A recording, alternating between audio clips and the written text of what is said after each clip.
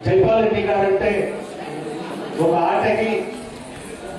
ఆటలు సాధించడం కోసం చేసే ప్రయత్నంలో ఒక విద్యా వ్యవస్థలోనే కాకుండా అథ్లెటిక్స్ రంగాన్ని కూడా తన భుజస్కంధాల మీద వేసుకొని కామారెడ్డి జిల్లా ఖ్యాతి తెలంగాణ వ్యాప్తంగా చేసిన వ్యక్తి జైపాల్ రెడ్డి గారు. అదేవిధంగా ఇప్పుడు ఒక విద్యాన్ని చూస్తాం. ప్రతాప్ గౌడ్ మన కామారెడ్డి బిడ్డ ఒక 7 డ్యాన్సులతో భారతదేశాన్ని ఉరుకులు ఊపించిన వ్యక్తి. ఆయన మన గ్రామంలో కామారెడ్డిలో పుట్టడం గర్వకారణంగా భావిస్తూ ఆయన నృత్యాన్ని మనం ఇప్పుడు చూడబోతున్నాం. రాష్ట్ర వ్యాప్తంగా విచ్చేసినటువంటి అథ్లెటిక్ క్రీడాకారులందరికీ వారి పక్షాన విచ్చేసినటువంటి అన్ని జిల్లాల్లో నుంచి విచ్చేసిన అందరికి కూడా గ్రామ ఉపాధ్యాయులకి ఇక్కడికి విచ్చేసిన అందరికి కూడా ధన్యవాదాలు తెలియజేస్తూ, అట్లాగే వేదికలు ఉన్నటువంటి మున్సిపల్ వైస్ చైర్మన్ ఇందుప్రియ గారికి, అలాగే ఇక్కడ ఉన్న మిగతా అధ్యాపకులు, వ్యాయామ ఉపాధ్యాయులు, ఆ జిల్లా ఇన్ఛార్జీలు, ఇక్కడ ఎదుర్కొన్నటువంటి ఈ కార్యక్రమానికి సహకరించిన బాధ్యులైనటువంటి, సాయం చేసినటువంటి, ఈ కార్యక్రమం ఇంత దిగ్విజయంగా ఉండడానికి అందరూ ఎంతో కొంత సాయం చేసినటువంటి అందరికి కూడా నా హృదయపూర్వక ధన్యవాదాలు. ఈరోజు ఈ కార్యక్రమంలో పాల్గొనడం నిజంగా నా అదృష్టం. ఎందుకంటే స్పోర్ట్స్ ఏదైతే ఆటలు ఉన్నాయో ఆ ఆటల్లో అందరూ కూడా భారతదేశ కీర్తి పతాకాన్ని ప్రపంచంలోనే తెలియజేసే అవకాశం ఉండేటువంటి రంగం అది. అటువంటి క్రీడా రంగంలో ఉన్న మీరందరికీ కూడా హృదయపూర్వకంగా ప్రతి కార్యక్రమానికి మద్దతు నాది ఉంటుంది. ప్రతి కార్యక్రమంలో దిగ్విజయంగా ఉండి కామారెడ్డి పేరు రాష్ట్రంలో ఎక్కడైనా ఆర్గనైజ్ చేస్తే ఎక్కడ బాగుంటుంది అని అంటే కామారెడ్డి అని చెప్పి క్రీడా రంగంలో కామారెడ్డి పేరు వచ్చే విధంగా అందరూ కూడా సహకరించాలని కోరుకుంటున్నారు. ఇవాళ ఈ అండర్ 20, 18, బిలో 20 ఉన్నటువంటి అందరూ కూడా ఇవాళ గెలిచినటువంటి క్రీడాకారులకు నా హృదయపూర్వక ధన్యవాదాలు.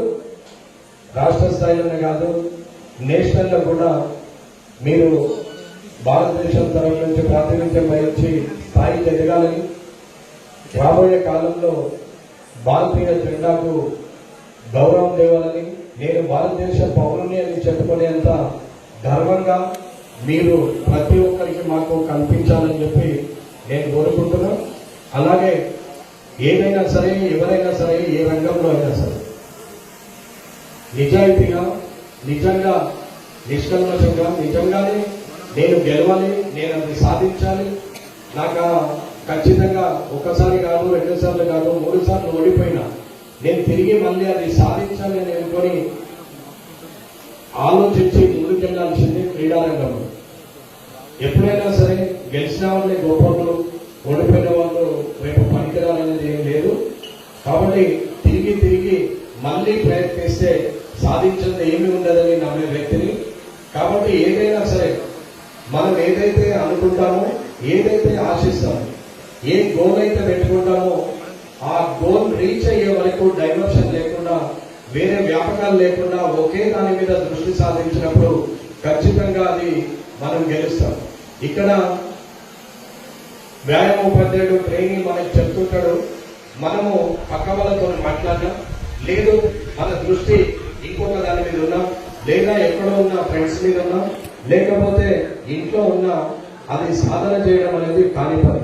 ఎక్కడైతే మనం చేస్తున్నామో, ఎక్కడైతే ప్రయత్నించాలా, గెలవాలనేది ఆశిస్తున్నామో అక్కడ ప్రతి సమయంలో, ప్రతి క్షణంలో జాగ్రత్తగా ఉండి ముందుకెళ్ళాలి. అది ఏ రంగమైనా సరే, అది విద్యారంగం కావచ్చు, క్రీడా రంగం కావచ్చు, రాజకీయ రంగం కావచ్చు, వ్యాపార రంగం కావచ్చు, లేకపోతే గవర్నమెంట్ ఉద్యోగస్తులు కావచ్చు, ప్రతి ఒక్కరికి కూడా ఎక్కడో దగ్గర ఖచ్చితంగా అడ్డాలు ఉంటుంది, హండిల్స్ ఉంటాయి, ప్రతిబంధకాలు ఉంటాయి, ఖచ్చితంగా ఇబ్బందులు ఉంటాయి. ముగ్గురు ముందరి తీసుకువెళ్తే 100 మంది వెనక్కి గుంజే పరిస్థితి ఉంటుంది. అది మాటల వల్ల కావచ్చు, చేతల వల్ల కావచ్చు. ఎవరు ఏది మాట్లాడినా నేను అనుకున్నది సాధిస్తా, అది నిష్కల్మషంగా ఉంది, నా గోల్ నేను రీచ్ అవుతా, నేను ఖచ్చితంగా సాధిస్తా, నేను నాకు విద్య నేర్పిన వ్యాయామ ఉపాధ్యాయుని కానీ, కన్న తల్లిదండ్రులకు కానీ ఈ ఊరిలో ఉన్నటువంటి జనం కానీ లేకపోతే భారతదేశ పౌరులు కానీ నన్నుగా గుర్తించే పరిస్థితికి నేను ఎదగాలని చెప్పి ఆలోచించిన వ్యక్తికి విజయం సాధ్యము, అది ఈజీగా సాధించవచ్చు అని చెప్తున్నాను. కాన్సన్ట్రేషన్ చేయకుండా, సమయ పాలన పాటించకుండా, సమయానికి చేయాల్సిన సమయాన్ని వృధా చేస్తే చేరాల్సినటువంటి గమ్యాన్ని చేరే పరిస్థితి ఉండదు అనేది ఒక్కసారి ఆలోచించుకోవాలి. ఈ వయసు 100 రకాలుగా ఆలోచింపజేసే సమయం. ఆ 18 నుంచి 24 వరకు 25 వరకు మనిషిలా ఉంచకుండా పరిపరి విధాల మీద, పరిపరి ఆశల మీద, అన్నిటి మీద ఆలోచింపజేస్తారు తప్ప కాన్సన్ట్రేషన్ ఒక్కదాని మీద ఉండనివ్వరు. అటువంటి సమయంలో మనం కాన్సన్ట్రేషన్ చేయగలిగితే 100% సాధించవచ్చు.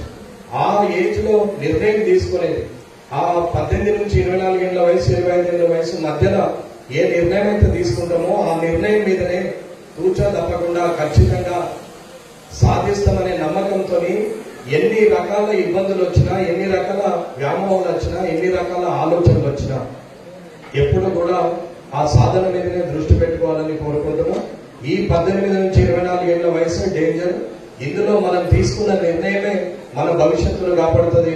ఇందులో మనం తీసుకున్న నిర్ణయమే మన భవిష్యత్తులో ఆగమ్య గోచరం చేస్తుంది, 10 మందిలో ఇబ్బంది పెట్టే పరిస్థితి చేస్తుంది. కాబట్టి ఏదున్నా నిర్ణయం తీసుకోవాల్సింది యువతని. కాబట్టి ఈ వయసులో ఉన్న మీరందరూ కూడా భారతదేశ పౌరుడిగా సాంప్రదాయాలకు, కట్టుబాట్లకు, పద్ధతులకు, గౌరవానికి, మనము మర్యాదకు ఎక్కడా లోటు లేకుండా మన జీవితాన్ని కొనసాగించాలా అని కోరుకుంటూ, మీరందరూ కూడా ఈ రోజు 600 మంది రాష్ట్ర వ్యాప్తంగా ఇక్కడికి వచ్చి అథ్లెటిక్ లో పాల్గొని ఈ ఏదైతే పరుగు పందెంలో పాల్గొన్నారో అందరు 20 బిలో ఉన్నటువంటి వాళ్ళందరికీ కూడా విజయనగరం వారికి మరొకసారి ధన్యవాదాలు తెలియజేస్తూ, అపయం పొందిన వారు విజయం పొందే వరకు తిరిగి సాధన చేయాలని కోరుకుంటూ, మీకు ఏ అవసరం ఉన్నా నాకు అంటే వివిధ జిల్లాల్లో ఉండొచ్చు, ఏదైనా కార్యక్రమాలు అక్కడ అవసరం అనుకుంటే